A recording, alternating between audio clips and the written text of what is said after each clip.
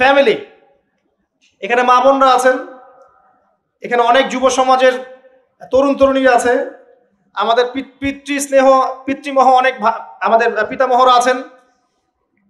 এটা একটা ভালো সুযোগ এই পরিবার সম্পর্কে দুটা মৌলিক কথা বলার জন্য।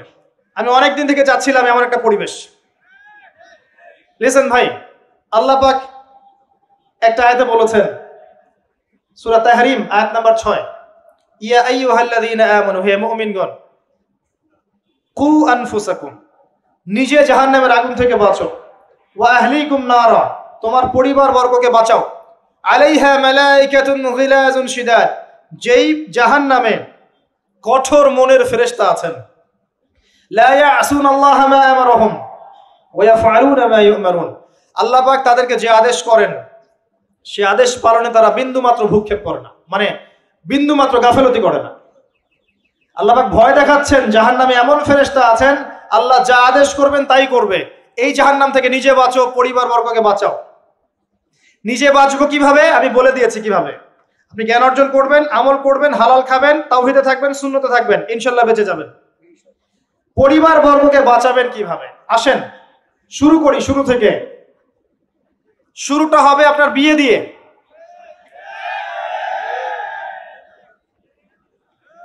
এত এক্সাইটেড হওয়ার কিছু নাই, কারণ এটা এমন একটা বিষয় যেটা করেন নাই বলে এক্সাইটমেন্ট বাড়ছে, করার পরে পস্তাতেও পারেন। এটা এমনই দিল্লি কা লাড্ডু, যে খাবে সেও পস্তাবে, যে খাবে না সে বেচারাও পস্তাবে। তবে আপনারা খেয়ে পস্তান আলহামদুলিল্লাহ।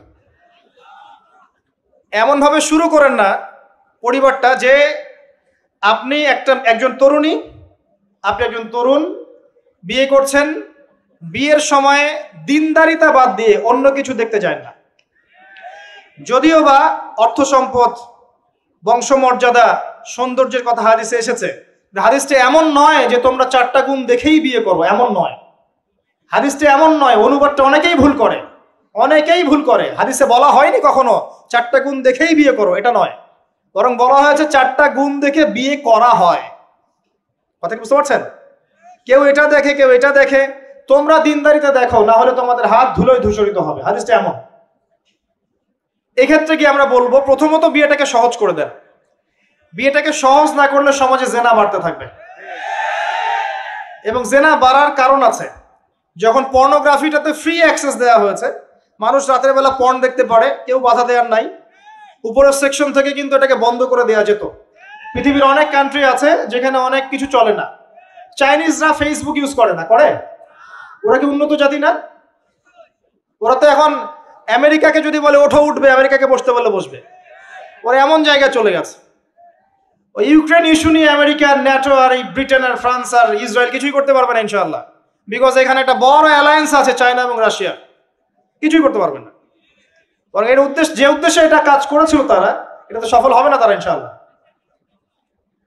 আজকের টপিক এটা না, আমি এদিকে যাচ্ছি না। মূল বিষয়টা হচ্ছে যে সহজ করতে হবে বিয়েটাকে। উপযুক্ত বয়স হয়ে গেলেই একটা উপার্জনের সোর্স খুঁজবেন। আগে বেকার অবস্থায় বিয়ে করতে যাবেন না, উপার্জনের সোর্স খুঁজবেন। তারপরে আপনি আপনার পরিবারকে বলবেন আমার বয়স হয়েছে, আমাকে বিয়ে দাও। এবার আসেন, বিয়ের সময় দিনদারিতা ছাড়া অন্য কিছু দেখতে যায় না। এরপরে যদি সে সুন্দর হয় বা সুন্দরী হয় বা ভালো বংশের হয়, অথবা দেখা যায় যে ভালো টাকা পয়সা হলো ইত্যাদি ইত্যাদি, এটা আপনার নূরুন আলা নূর, এটা বোনাস। কিন্তু এগুলো যদি নাও থাকে, শুধু দিনদারিতে থাকে, আপনি রাজি হয়ে যান। পরিবারের কর্তাদেরকেও বলবো যে মেয়ে বিয়ে দেওয়ার সময় ছেলের টাকা পয়সা দেখতে যায় না, ছেলের স্ট্যাটাস দেখতে যায় না বেশি বেশি। পরে দেখবেন এই মেয়ে ওর ঘরে গিয়ে পস্তাচ্ছে। আর ছেলের পিতাদেরকেও বলবো, ছেলেকে যখন বিয়ে দিবেন, একটা মেয়েকে কিনে নিব আর সাথে কিছু যৌতুকের টাকাও নিব, এই টেন্ডেন্সি নিয়ে বিয়ে করতে যায় না। ওই বিয়েতে বারাকা বেশি, যেখানে খরচ কম, যেখানে বেশি হট্টগোল নাই। চট্টগ্রাম অঞ্চলের বিয়ের মতো না। একটা বিয়েতে মনে হয় 40-50 লাখ টাকা খরচ করে ফেলায়। গেটেই সাজাবে বলে 4-5 লাখ টাকা খরচ করে। সুবহানাল্লাহ। এই 5 লাখ টাকা দিয়ে, এই 5 লাখ টাকা দিয়ে আর মনে হয় 10টা-20টা পরিবারকে বিয়ে দেওয়া যাবে। হ্যাঁ, লোহার আংটি দিয়ে বিয়ে করেছে সাহাবী। লোহার আংটিও নাই তোমার বাসায়? বলছে না ইয়া রাসূলুল্লাহ, লোহার আংটিও তো নাই আমার বাসায়। তাহলে কি করবা? কোরআনের কয়টা সূরা জানো? যে এই সূরাগুলো জানি, এগুলো শিখিয়ে দিও, যাও, মোহর হয়ে গেছে।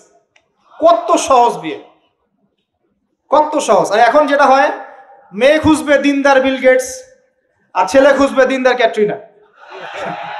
কথা বুঝতে পারছেন? প্রিয় ভাইয়েরা, দিনদারি থেকে প্রাধান্য দেন, আর কিছু না। আপনি সফল হবেন ইনশাআল্লাহ, শান্তি পাবেন। এবং বিয়ের পরে আল্লাহর পক্ষ থেকে একটা ভালোবাসা আসবে।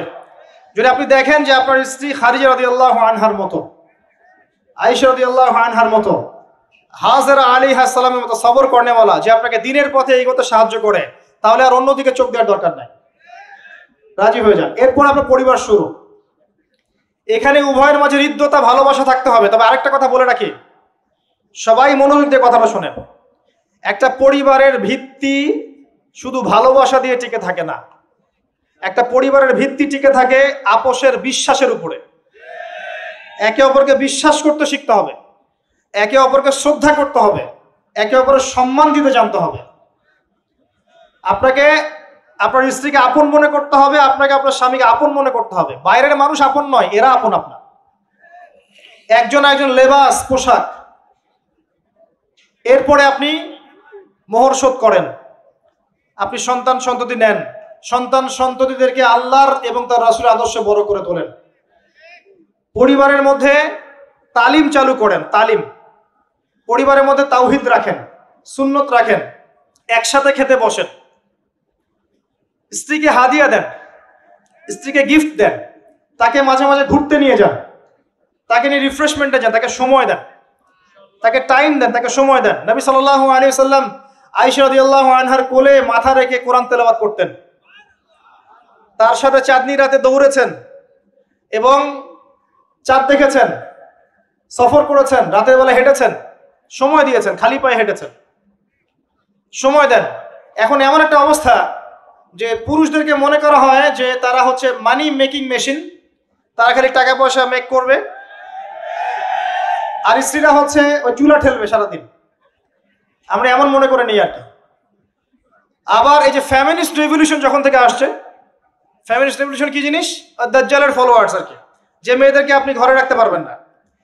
তো তারা যখন থেকে এসেছে, ইমার্জ করেছে, তখন থেকে তার একটা কনসেপ্ট দিয়েছে যে পুরুষ আর নারী একে অপরের প্রতিদ্বন্দ্বী। দেখবেন প্রতিদ্বন্দ্বিতামূলক কথাবার্তা বলে। স্বামীর মুখের উপর তর্ক করতে যাবেন না।